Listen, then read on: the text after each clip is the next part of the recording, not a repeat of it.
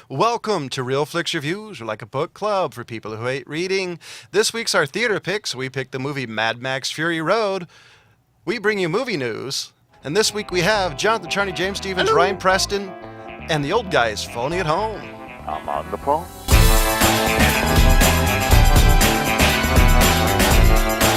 So who has the description of this movie? I guess that would be me. In a stark desert landscape where humanity is broken, two rebels just might be able to restore order. Max, a man of action and a few words, and Furiosa, a woman of action who is looking to make it back to her childhood homeland. This movie's almost one step away from being a John Travolta movie. What the hell? So Are, this is are we gonna have to fight? it was a joke. It was a joke. It was a joke. Relax. I have to admit, though, I do think this is interesting that not only is this a reboot, it's a somewhat of a sequel to the way they introduced the movie. Well, the way that I've kind of heard it explained was George Miller didn't want to really go back and retell the story that he already told. It Thank was God. like just updating the universe, but the same shit happening to the same guy. You know what I mean? So they had a little bit of exposition, if you remember, in the beginning Yeah. of the movie. You know, my name's Max. I'm a cop, or I used to be a cop, and then they killed my wife or what have you. I am so thankful that they have a reboot that does not have a bloody in beginning. Every Batman movie has to tell you the same bloody story. So I'm very thankful they didn't do this. Yeah, Right. I would agree with that. I was grateful that they didn't do like a long intro explaining everything again. And they don't treat you like an idiot either, which is nice. They just kind of throw you in it. Yeah, Yeah, this from end to end. I mean, from him standing there on the top of the little thing, crushing two-headed. I love that scene. But I mean, from then on, it was like a one long chase sequence. This was the most metal movie of all time. This and that you had that little girl who was kind of like the chick from The Ring.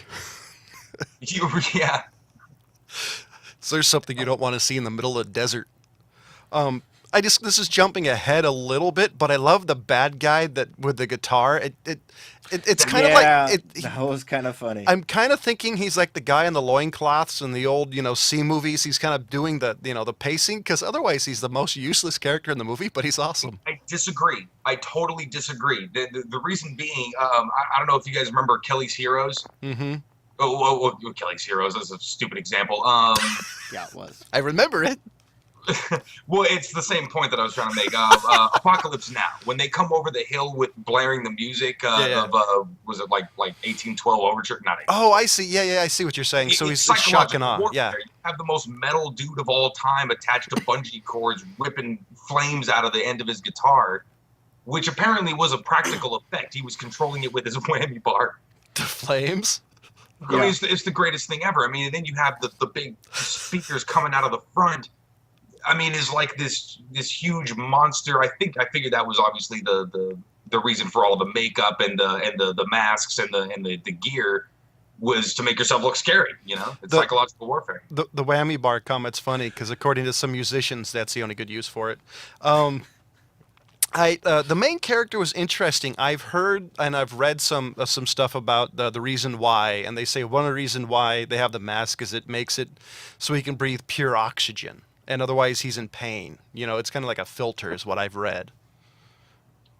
I Yes, guess. I mean, well, it definitely makes sense, and I really wish I'd have seen this movie twice before reviewing it because I feel like I missed a whole lot. This movie is roughly 2 hours, and it's jam packed. There's not a It's boring not minute in this cheap. movie. But I And mean, it's. I mean, first of all, here's a remarkable thing that never happens. This movie was shot in sequence. Yeah, it rarely ever happens. It rarely ever happens, but for such a weird, crazy metal kind of a cult movie, the story felt really, really layers deep. You know what I mean? And I think that's why it sort of did feel like a sequel. Is you were inferring things sort of from watching the original ones. But oh man, So I want to read some of the names in this movie because names and post-apocalyptic movies are generally entertaining to begin with. You had Max Rokentensky, I guess Stankensky, I guess how you say that. You had Charlize Theron, who was more or less the main character in most of this movie. Imperator Ferosa, Nux, Toast the Knowing, and Mortan Joe, Slit, Rictus, Erectus.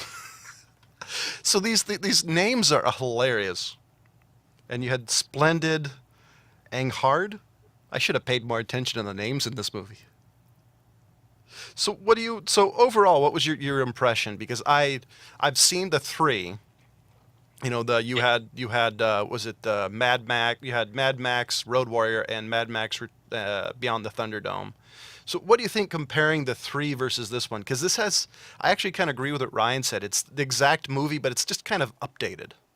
Well, what I didn't realize this when I originally saw the trailer. I remember telling you guys like, "Oh man, I don't know how many people are excited about this, but it looked just as weird and nutty and crazy cool as the original ones." And I think it is. You know, especially Road Warrior and Thunderdome for minus Tina Turner and that weird part. Master Blaster, Master Blaster. Who runs Barter Town? Sorry. But it felt like I was watching a trailer for an updated like that movie, that kind of a cult classic movie. What I didn't realize at the time was he was bringing people out of retirement to work on this movie again. Like he brought the band back together for this. Really? I didn't know that. Yeah, That's the awesome. the cinematographer, I'm gonna forget his name, but he hadn't done a movie in a long time, and he was the original cinematographer. That's awesome. So according to IMDb, it's John Seale, Seale. Okay, yeah. So that's Yeah, pretty but cool. I mean, that's like the original Australian crew, man. That's crazy. Well, I have to admit, I was really hoping for like a Mel Gibson tidbit, even if it was like, you know, like somebody's walking over a poster, something. Well, I'll give you a tidbit. You know the coat that Tom Hardy was wearing? Yeah. That was the same one. Really? Same one. That dude's, I'm actually, Just a little more worn. I'm surprised it fit him. He always seemed a little whiter. Yeah, really. So, James? Because he's oddly silent, which is never a good thing. Okay, I have to pose an internet theory, and my girlfriend actually brought this up, and I was like, "What are you talking about?" And then it occurred to me what she was talking about. There's a theory basically that I don't know if you remember like the feral kid from Road Warrior, the second movie. Mm-hmm. There's a theory that this Max is that kid grown up. That would be cool. It would be nutty if that's where, because Tom Hardy already said he signed on for like 3 more movies. He just announced it last month. So if it turns out to be that kind of a thing, then damn, that's going to be pretty cool. Because that would be cool, because it would lead way to the future having something with both Maxes, a very old geriatric Max and a young badass Max. Right, and still the same kind of world, still the same people struggling for survival with nothing around. It's still the same gasoline and water struggle. And I think part of the theory was that this Max had a music box. I don't remember it. It's been like a week and a half since I saw it. But there was a music box that he given to that kid in Road Warrior. Oh yeah, I see. Yeah, so because James hasn't said anything, I'm going to say a few things that I was wondering about.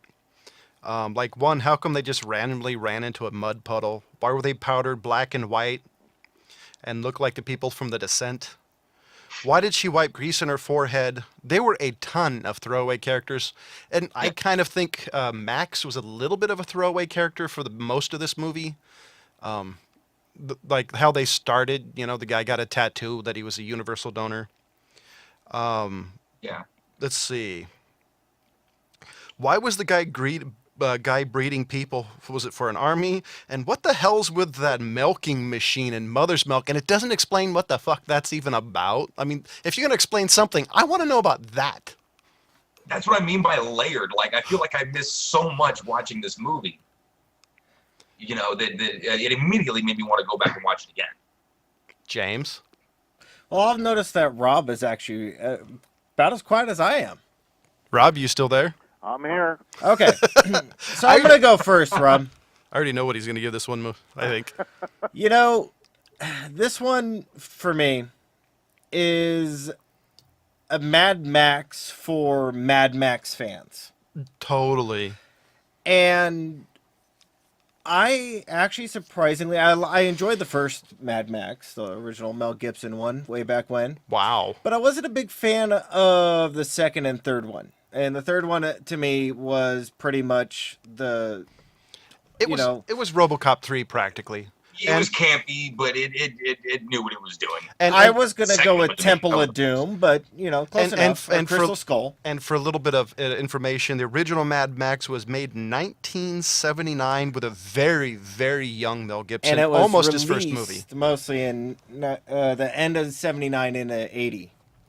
Now I wanted to pull up a couple things just for tidbit. I think these are a little bit interesting. This one's total budget was $210 million. They probably spent it all on gasoline. Their opening weekend, they made $45 million. Jeez. Mad Max, 1979. The estimated budget was $650,000. Their gross of USA is $8,750,000. Worldwide, over $100 million. So they made quite a bit of money off that. So that's kind of where I was at first. Is this a moneymaker? Obviously, it's not a moneymaker. Obviously, it's not a moneymaker. But I disagree with you on that. Josh. I actually think most of the money is going to be made in the secondary market. Yeah. So now where I was going to go with this one is obviously made for Mad Max fans. Oh, yeah. And the acting was really great. Hats off to Charlize Theron and Tom Hardy. I actually really do like Tom Hardy's acting. And Nux. I have to say I don't like his Mad Max as much as I liked Mel Gibson's. Mel Gibson was a little bit more cold-blooded. I also, he was a cold-blooded person back then. Hi, roommate. I see you. Wave. I also think the Mel Gibson's version of Max was a tad bit more on the mad. Yeah. Well, where this guy just had like PTSD turned up to 11. And my problem with this Mad Max, and Ryan John touched on a little bit, is he was a secondary character. Yes. He was not the main focus of this film. He was a key player in this film. And to answer you, John, Mother's Milk had more... it was obviously that they were going for a higher grade of something to drink besides water that they could just... Okay, so they were looking for something with more protein. He had a milking farm. That's really what that was. Get a cow, not a person. And that's what that tank was full of, remember? The tank, he's like, what the hell is this crap? And then he starts dunking his face in. Now, I really was not enthralled with this film. The action was great. The cinematography was really well done. I thought even the filming of the battle between the cars was actually really smooth, which is a very hard thing to do while they're moving and bouncing up and down and trying to follow multiple action sequences. I thought, they really didn't make me happy when they killed the main bad guy. That was kind of a little bit... I'll give you that. Why didn't you just, rip him apart with a car tire? Shredding his entire body down to nothing. I definitely agree with James. I do think that the killing the main bad guy was a very anticlimactic. I mean, you have all this build-up, and then the dude kind of gets his head ripped off. I personally thought that was a little lame, personally. Okay, last point. Now... did the world need another Mad Max? I actually don't think so. I do. But...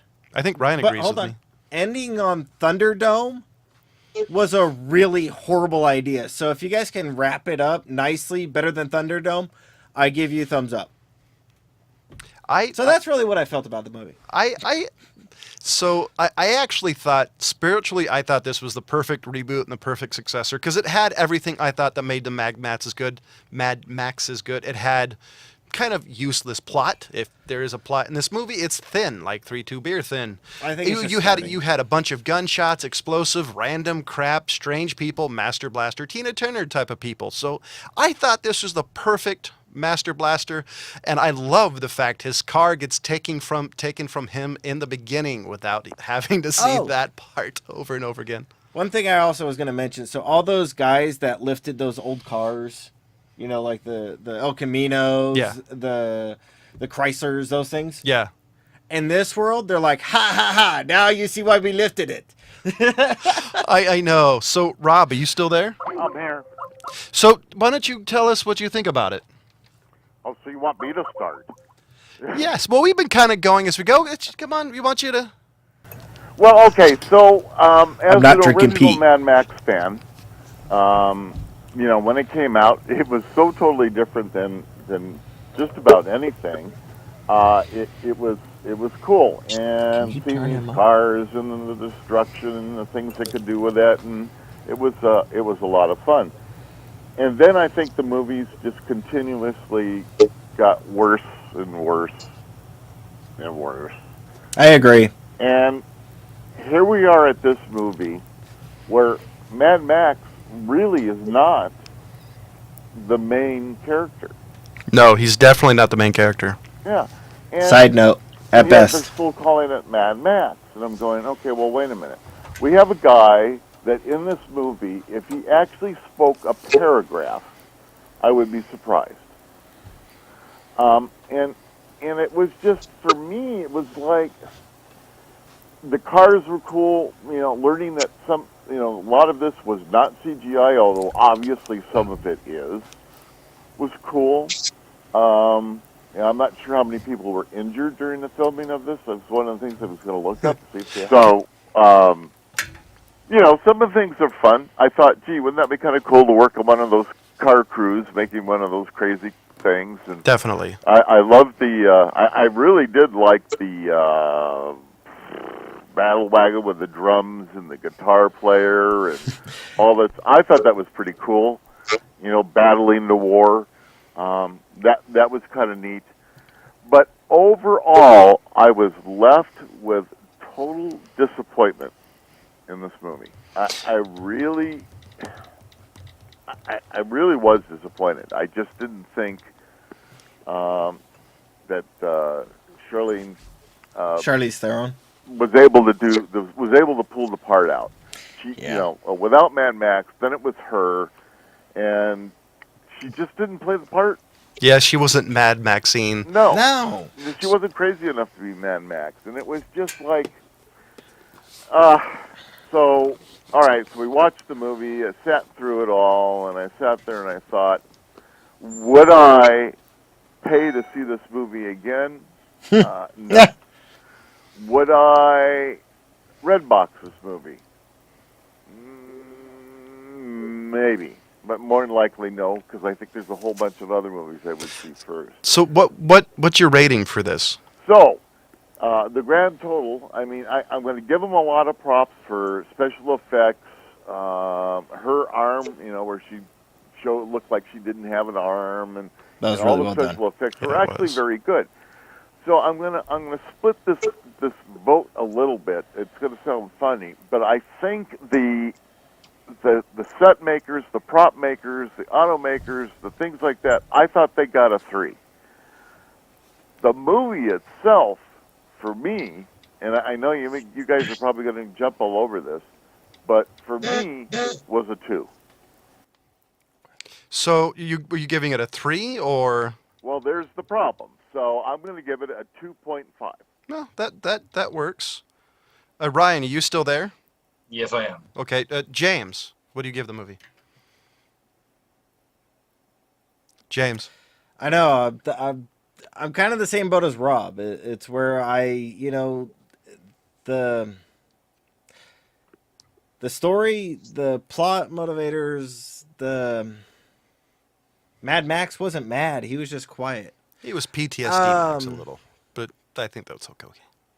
No, not even PTSD. I just think he had problems. I think Ryan's girlfriend is right though. I think that's where they're going with this. Anyways, I think I'm with Robin. I'm gonna give it a 2.5. So Ryan, I'm going a solid point over with a 3.5. Like Rob said, I mean, the guys making the sets, cinematographers, Yeah, everything amazing. visual was firing on every cylinder possible. Yeah. It was a spectacle to watch, and I think I would have given this a higher rating, but I think that we're going to see the better things down the road. I think I they're going agree. to I play hope long so. con on this game, on I this one. hope so.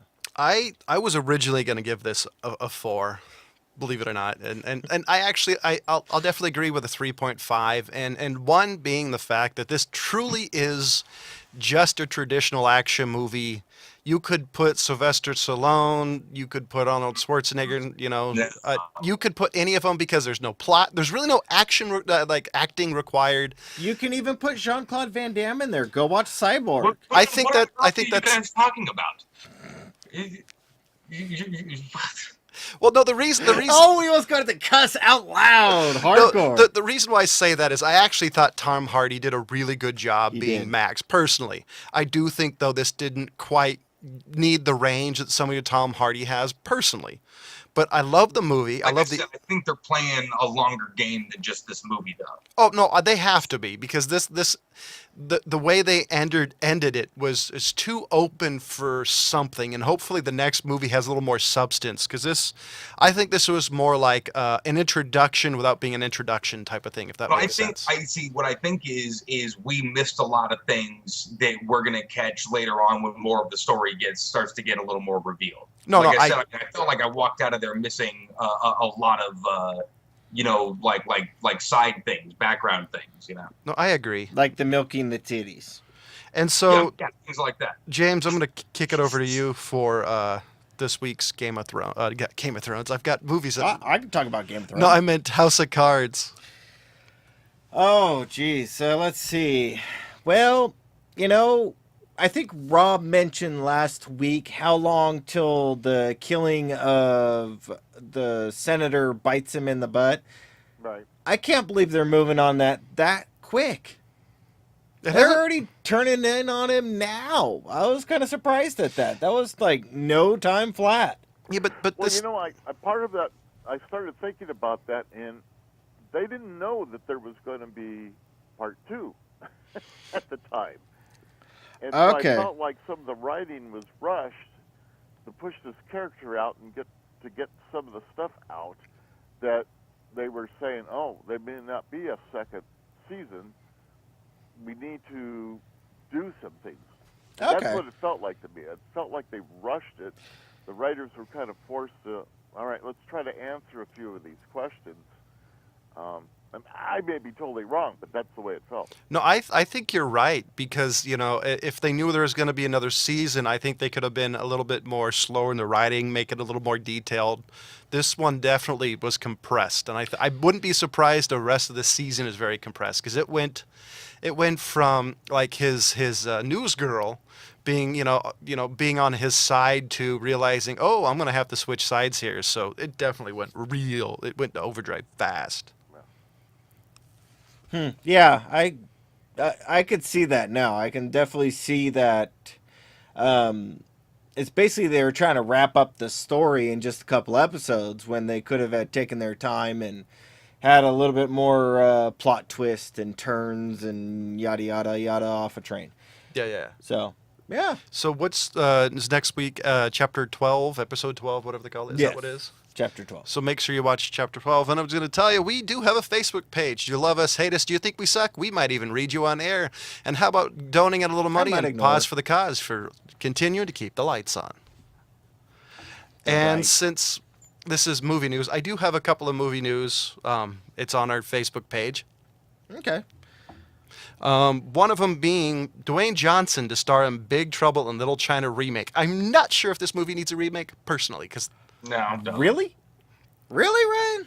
Oh, come on! Big Trouble in Little China was awesome. yes, but I thought it That's was For an what I'm 80s saying. film. Like, it was awesome. Why does it need a remake? and Because Dwayne Johnson hasn't done it yet. and since we're on remakes, how about a new Point Break remake? We actually have the new poster for it on our Facebook page. Another movie that was great. Stop remaking movies that are good. So actually, And by great, you mean insane, right? Yes, it was an awesome movie. speaking of which, now we try to stay away from the political stuff, but Uh-oh. John loves this guy, and he's taking on a project called 13 Hours. Has any of you guys heard of this yet? No, which guy is it? It's John's favorite, Michael Bay. He's going to be 13 directing hours? 13 hours, and this one is actually based on Benghazi. So he's going to be telling the Benghazi story, and he's going to be directing it. Now, I don't know. I'm not sure if this is going to be one that will be good. It's Michael Bay. I haven't seen him do something Well, like this. Benghazi. This is a movie that had the real life was a I mean, spectacle. America's...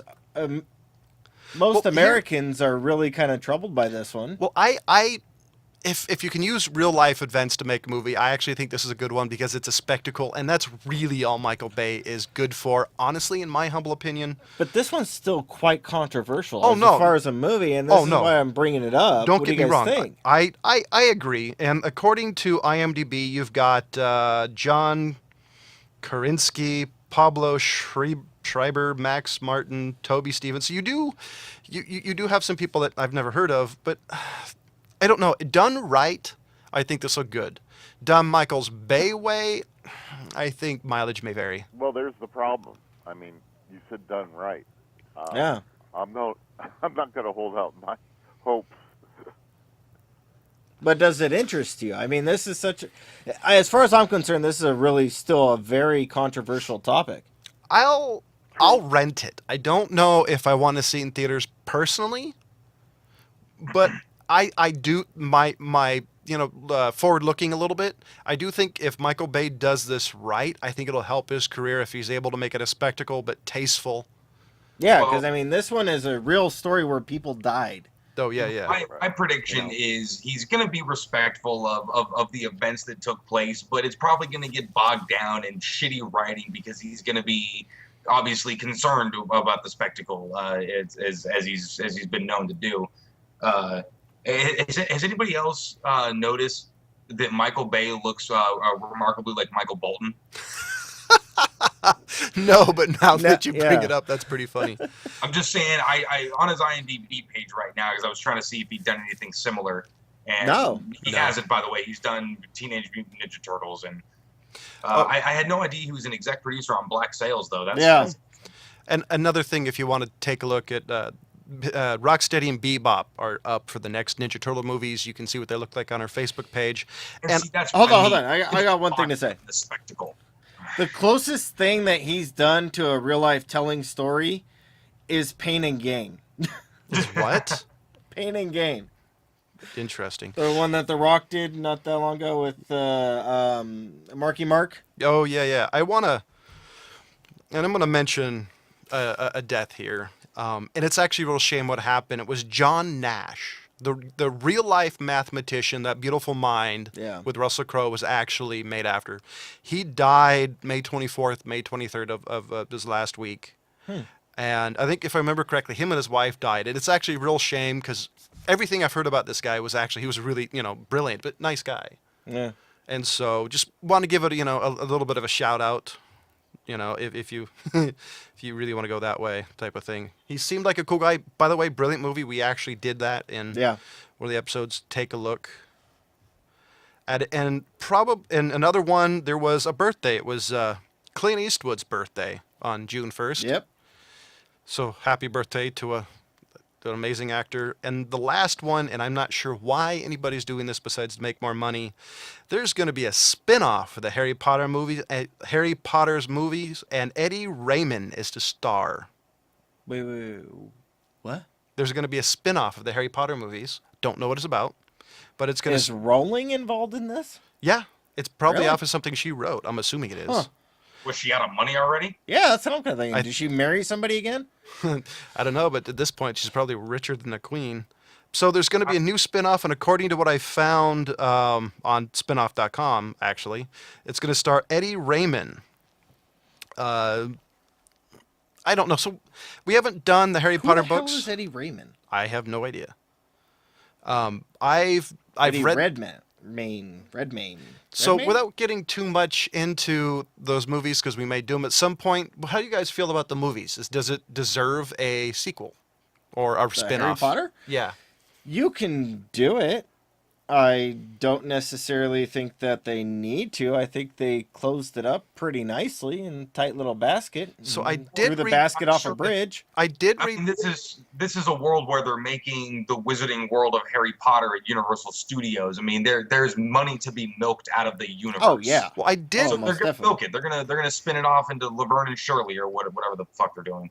I did read something about how it's supposed to be like before Harry Potter was born, maybe around his parents, maybe before. That could be interesting. I think that would be neat, but overall, I kind of like, let the universe die. She's made enough money. Yeah, it was like 11 movies for crying out loud. I mean, Was it I'm not really? even Was it? clamoring for more. Oh, that was a lot. Remember they broke up the last Deathly Hollows in Oh, two? that's right. Yes. So, you know. And it made a very shitty trend. Thanks a lot. Yeah, thank Yeah, you for that, seriously. Rolling. 3 Hobbit movies. I know, Thanks, you bro. could have made 2 of them and it'd still be too long. Oh man. So Anyways. so next week is my pick. And I'm going to pick a movie that there's a chance, there's a high chance you guys have never seen this movie because I've never seen it and I've heard good things about it. And this movie's notorious because it uses 1, maybe 2 sets. The whole movie. It's made 1957. It's called 12 Angry Men. Seeing it. Wow, I'm impressed. So it's with Henry Fonda and Lee J. Cobb. Supposed to be a great movie. I can almost guarantee Rob's seen it. He was Did you alive. go in theater? Rob, Yes. did you see 12 Angry Men in theaters? I highly doubt it, but James no, wants to I know. think that was that's an older movie, isn't it? 1957. Yeah, you were like Yeah, 14, no. right? No, I don't actually remember. There's no way that I would remember seeing it in the theaters. Although I believe that I saw it sometime in the 80s. Huh? It's one of those movies that you just. You guys still there? Yeah, Yeah. we're here. Funny. My roommate had jury duty. I told him to watch that movie. And this movie is supposed to be a cinematic masterpiece, or something along those lines. Is that So, a Criterion? I have no idea actually. You Yeah, wa- I mean, it really is a master class in what you can do with a couple of sets Yeah. and some good acting. Yeah, So- well, I mean, so much of it takes place just in the jury room, and Right. looking at the stuff that goes on there, and I think you had some breakout directing in it because of the camera angles, the tight shots, there were some really. And I'd have to look at the records, but I believe a lot of it had to do with the cinematography and some of the cutting ground that they made. Right. with Yeah, the you So- tight- have so- such a so- limited space to work. Without getting too much of that movie away, because we do want to talk about it Yeah, next we want week. to talk about it with the show. I gave the movie Mad Max Fury Road a 3.5. James gave it a 2.5. Ryan gave it a 3.5. Rob gave it a 2.5. Apparently, this is the week of can't give it a complete score. Next week is House of Cards episode or / chapter 12, I believe. House of the Cards. Next week is 12 Angry Men. And as always, we'll see you next week. Goodbye.